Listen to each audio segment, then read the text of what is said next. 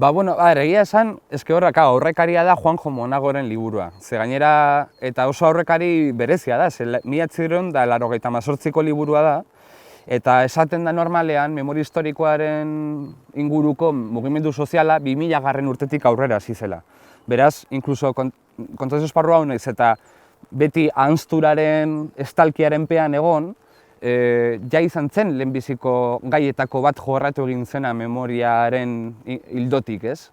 Eta orduan liburu horretan ja aipatzen zen, zegoela konexio bat ikastetxe, Meneziarren ikastetxearen artean eta kontzeptu esparruaren artean. Eta aipatzen zen nola, inkluso batez ere kontzeptu esparruaren jatorrian, Meneziarrek ere izan zutela euren protagonismoa represio zentro honetan, ez? Batzuetan nahiko modu humanistan eta beste batzuetan igual modu represiboago batean, ez? Eta orduan, gainera espazialki justo kartzelaren ondoan dago, ez? Kontzeptu esparru izandakoaren ondoan dago. Baina nik egia zen ez nuen ezagutzen Meneziarren ikastetxea. Nahiko ez ezaguna da orokorrean.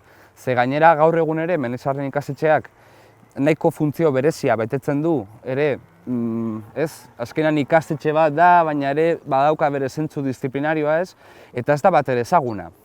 Eta horregatik ere ikustea halako eraikin bat dagoela oso monumentala dena, hemen bertan, Langraitzen, ez?